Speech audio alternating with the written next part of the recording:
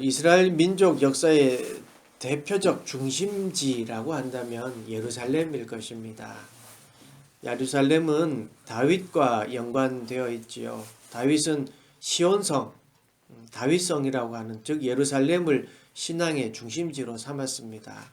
그래서 거의 20년 동안 기랏 야림이라고 해서 거기에 방치되다시피 한 언약궤를 가져오게 되죠.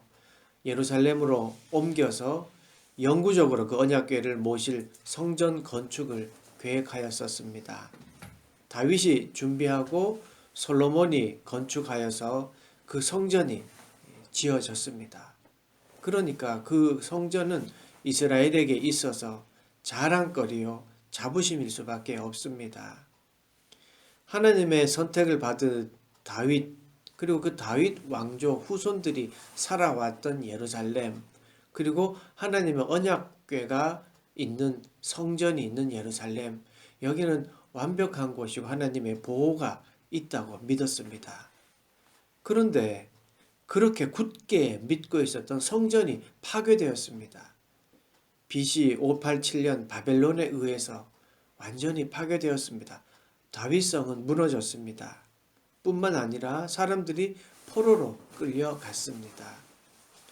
다윗 왕조의 언약이 깨어진 것이고요. 완전 무결하고 영원할 것 같았던 성전이 무너졌습니다. 완전히 비참해졌습니다. 무너진 성전을 그 성전의 모습을 생생한 표현이 이렇습니다. 5절에서 오늘 8절 보시죠. 그들은 마치 도끼를 들어 살림을 베는 사람 같으니이다. 이제 그들이 도끼와 철퇴로 성소의 모든 조각품을 쳐서 부수고 주의 성소를 불사르며 주의 이름이 계신 곳을 더럽혀 땅에 엎었나이다. 그들이 마음속으로 이르기를 우리가 그들을 진멸하자 하고 이 땅에 있는 하나님의 모든 회장을 불살랐나이다. 이방인들에 의해서 도끼로 나무를 베이듯이 허망하게 성전이 무너졌고요. 성전이 그냥 아수라장이 되었습니다. 성전 물품 하나는 여러분 잘 아시다시피 여호와 하나님의 명령에 의해서 소중하게 귀하게 만들었습니다. 그런데 그것이 도끼와 철퇴로 부서지고 불살라지고 그리고 제사장들만 드나들던 그 거룩한 곳이 이제 더럽혀졌습니다. 지금까지 대대로 완전해 보였던 성전이었습니다. 자부심이었습니다. 결코 망하지 않을 것 같았던 다윗성 예루살렘이었습니다. 그런데 완전히 파괴되었습니다. 이교도의 깃발이 펄럭이고 있습니다. 이 광경을 보는 시편 기자의 심정 1절입니다. 하나님이여 주께서 어찌하여 우리를 영원히 버리시나이까? 어찌하여 주께서 기르시는 양을 향하여 진노의 연기를 뿜으시나이까? 우리를 영원히 버리시나이까? 이 말이 아마 그 절박한 심정을 대표하는 것 같습니다. 그리고 어찌하여 라는 말을 계속 연신 내뱉고 있죠. 이 말 속에서도 상황에 대한 탄원이 드러납니다. 왜 이런 일이 일어나야 됩니까? 왜 이런 일이 일어나야 됩니까? 이해가 되지 않습니다. 라는 고백입니다. 시인의 눈에 보이는 광경이 아마 믿어지지 않았을지도 모르겠습니다. 그렇게도 자랑스럽고 완벽한 것 같았고 마지막 보루이라고 생각했던 그 성전까지 완전히 파괴된 것입니다. 마치 최악의 상황에서 더 이상 내려갈 곳이 없다라고 생각했는데 더 내려가는 겁니다. 끝없이 내려가는 것과 같은 것이죠. 그래서 하나님이 자신을 영원히 버린 것과 같은 버린 것이 아닌가 할 정도가 되었던 것이지요. 그런 상황에서요. 그런데도 여기서 시인의 기도를 보면 절망의 가장 깊은 곳에 있었지만 하나님만이 희망이요 소망이라는 그 신뢰를 잃지 않습니다. 2절 보십시오. 옛적부터 얻으시고 속량하사 주의 기업의 지파로 삼으신 주의 회중을 기억하시며 주께서 계시던 시온산도 생각하소서. 1절에서 완전 절망의 상태에 빠져있는 이스라엘을 주께서 기르시는 양이라고 했고요. 2절에서는 보니까 주의 회중이라고 합니다. 그리고 양을 생각해 주십시오. 시온 회중을 생각해 주십시오라고 합니다. 여러분, 양은요, 목자가 없으면 안 됩니다. 그런 습성이 있습니다. 왜냐하면 시력이 좋지 않아서 앞에 있는 동료만 따라갑니다. 그러니까 쭉 물 지어져 가면요, 물이 지어서 이렇게 가면 양이 멀리를 보러 가는 게 아니라 내 앞에 있는 양의 그 뒷 모습을 보고 따라가는 거예요. 그래서 그냥 따라가다가 앞에 양이 절벽 쪽으로 가서 떨어지면 그 절벽이 있는 줄도 모르고 그냥 가요. 그 정도로 시력이 나빠요. 그러니까 꼭 인도하는 목자가 있어야 되는 게 양입니다. 그러니까 자기가 양이라는 거예요. 그래서 반드시 좋은 물, 좋은 풀이 있는 곳으로 목자가 이끌어야 하는 그 좋은 목자가 반드시 있어야 되는 것이 양입니다. 이스라엘을 그렇게 이야기한 게 주님이 기르시는 양이다. 주님이 목자가 되어야 우리가 살아갈 수 있습니다. 라고 이야기하는 거예요. 그렇게 기도하는 거예요. 또 주의 기업에 지파로 삼으신 주의 회중을 기억해 주십시오라고 기도합니다. 하나님의 택한 백성을 불쌍히 여겨 주십시오라고 하는 것이지요. 그런 것 같습니다.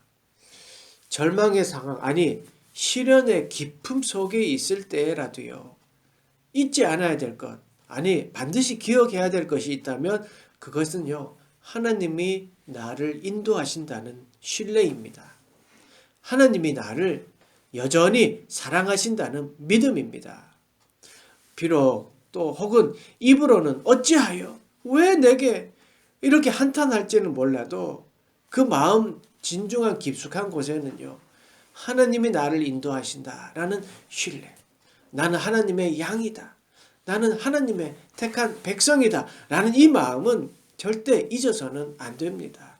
그 신뢰는 꼭 가지고 있어야 한다는 말이죠. 왜냐하면 내가 목자가 필요한 양이라는 것을 알기 때문입니다.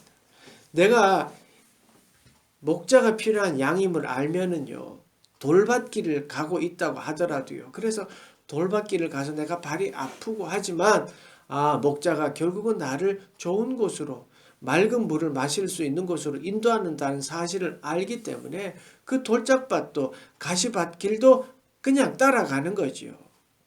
하나님의 택한 백성임을 알면 돈이 없어도, 성공하지 못해도, 사람으로부터 인정을 받지 못한다 하더라도 당당한 거예요. 왜? 하나님 앞에 내가 정직하고 똑바로 서 있기 때문입니다. 세상 사람들은 돈이 없다고 주눅 들지만 우리는 아닙니다. 하나님이 나를 사랑하신다고 믿기에 당당한 거예요. 세상 사람들이 규정해 놓은 그 성공의 길, 그게 하나님 보기에 바르지 않으면 우리는 가지 않는 거예요. 내가 선택했기 때문에 당당한 거예요. 3절을 보시겠습니다. 영구히 파멸된 곳을 향하여 주의 발을 옮겨 놓으소서. 원수가 성소에서 모든 악을 행하였나이다. 스스로도 성전 파괴의 상황을 영구히 파멸된 곳이라고 합니다. 영구히 파멸돼 이제는 끝이라는 거예요. 그러나 거기에서도 뭐라고 기도합니까? 그곳에서도 주님의 발을 옮겨 놓으십시오. 주의 발을 옮겨 놓으소서라고 고백합니다. 무슨 말입니까? 하나님이면 됩니다 라고 고백합니다. 영구히 파멸된 곳이라 하더라도 하나님이면 회복됩니다. 하나님 한 분이면 됩니다 라는 믿음의 고백입니다. 그리고 계속 하나님께 탄원합니다. 4절에서 8절은 이제 성전 파괴에 대한 상황 아까 봤고요. 구체적인 하나님께 도움을 구하는 구절은 9절에서 11절입니다. 먼저 9절 말씀 봅니다. 9절, 우리의 표적은 보이지 아니하며 선지자도 더 이상 없으며 이런 일이 얼마나 오래는지 우리 중에 아는 자가 없나이다. 우리의 표적은 보이지 아니하며 라고 했는데요. 이 표적은 하나님의 징조를 뜻합니다. 예를 들어서 홍수의 심판 후에 하나님이 징조를 뭘 보여주셨습니까? 무지개를 보여주셨죠. 그런 징조 말입니다. 지금까지 이스라엘은 튼튼하고 든든하고 자랑스러운 성전을 보면서 신앙의 만족을 가졌습니다. 그랬잖아요. 우뚝 솟은 성전, 다윗을 축복해 주셔서 보내주셨던 그 성전, 그걸 보면서 자부심 가지고 그래 하나님이 함께 하시지 이렇게 생각했어요. 그리고 다윗의 축복을 나도 받을 거야 라는 그런 기대로 살아왔습니다. 그 선지자도 그런데 그게 없어진 거예요. 선지자도 더 이상 없으며 라고 말했지만 사실 바벨론 포로 시기에 다니엘 선지자, 또 에스겔 선지자, 예레미야 선지자들이 있었지요. 그러니까 추측하기에는요, 그만큼 절망적인 상황을 표현한 것 같아요. 그러니까 그렇게 신앙의 자부심으로 생각했던 예루살렘 성전이 없어진 거예요. 그러니까 더더욱 하나님만 신뢰하게 된 겁니다. 중요한 것은 하나님을 향한 신뢰입니다. 하나님께 모든 상황을 설명하고 하나님만이 해결책이다 라고 고백하고 하나님만이 미래라고 그렇게 고백하고 있는 이 믿음이 중요한 겁니다. 그러니까 보세요. 이전에는 성전의 모습, 성전에 되어진 것을 보고 그냥 그게 자부심이었고 신앙이었는데 그 고통, 이제 고통이 찾아왔어요. 시련이 찾아왔어요. 뭐예요? 그렇게 바라보던 게 없어져 버렸어요. 그러니까 다시 이제는 정말 하나님 한 분만 바라보게 되었습니다. 그래서 시인은 주의 품에서 손을 빼내어 라고 간청합니다. 왜요? 주님 한 분이면 되니까. 10절에서 11절입니다. 하나님이여 대적이 언제까지 비방하겠으며 원수가 주의 이름을 영원히 능욕하리이까? 주께서 어찌하여 주의 손 곧 주의 오른손을 거두시나이까? 주의 품에서 손을 빼내시어 그들을 멸하소서. 시인은 거룩한 하나님이 비방받는 것이 싫은 겁니다. 자신이 처한 상황과 절망과 시련도 시련이지만 창조주 하나님이 능욕당하는 것이 싫은 겁니다. 그리고 11절을 보십시오. 이방인을 향해 너희를 하나님이 뭐라고 하냐면 이방인을 향해 너희 하나님 손가락 하나만 움직이면 너희는 끝장난다 이런 말 아닙니까? 11절 주의 품에서 손을 빼내시어.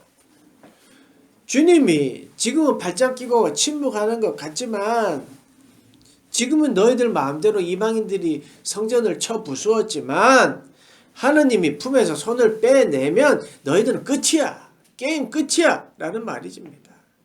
하나님이 품에서 손을 빼면 해결됩니다. 하나님이 품에서 손을 빼면 회복되고요. 하나님이 하시면 잘 됩니다. 아멘. 사랑하는 여러분, 이스라엘의 가장 큰 시련의 시기였습니다. 물론 자기 자신들이 하나님께 불순종해서 자초한 것이긴 하지만 어찌되었든 지금까지 그들이 굳게 믿고 있었던 성전이 무너졌고 다윗 왕조가 지금 바벨론 포로로 끌려갔습니다. 그런데 여전히 기도하는 한 사람이 있었습니다. 하나님 한 분이면 된다라고 하는 탄원하는 자가 있었습니다. 그리고 그 기도의 내용은 하나님만이 살 길이고 하나님만이 해결하시고 하나님이 회복하신다는 그 믿음을 보여주고 있습니다. 시편은 이스라엘 공동체가 함께 낭송하는 말씀이었습니다. 이 시편 역시 아마 비슷한 상황 속에서 공동체가 함께 읽으며 하나님만이 해결자이고 하나님만을 신뢰해야 된다는 진리를 같이 느끼고 그렇게 기억하는 시간이 되었을 것입니다. 지금 우리가 시편 74편을 대하는 우리의 자세도 마찬가지입니다. 절망 속에서도 하나님을 신뢰해야 한다는 사실을 되뇌어야 하는 것이지요. 절대적으로 신뢰할 만한 분이 하나님 한 분임을 깨달아야 되는 것이지요. 믿음이라는 것은 성전의 거룩한 물건이 아닙니다. 다윗 신앙의 자부심이 아니고요. 오직 하나님 한 분이라는 그 진리를 우리는 늘 깨달아야 합니다. 시편의 탄원 기도는 성전 파괴에 대한 탄원에서 끝나는 것이 아니라 절망의 끝에 있는 모든 자들에게 하나님만 신뢰하면 된다. 주의 품 안에서 주님께서 손을 빼내시면 절망이 다 끝난다는 사실을 알려주고 또한 하나님이 아닌 다른 것을 신앙하고 있는 모든 분들에게 정신 차려야 된다는 것을 교훈하고 있는 말씀입니다.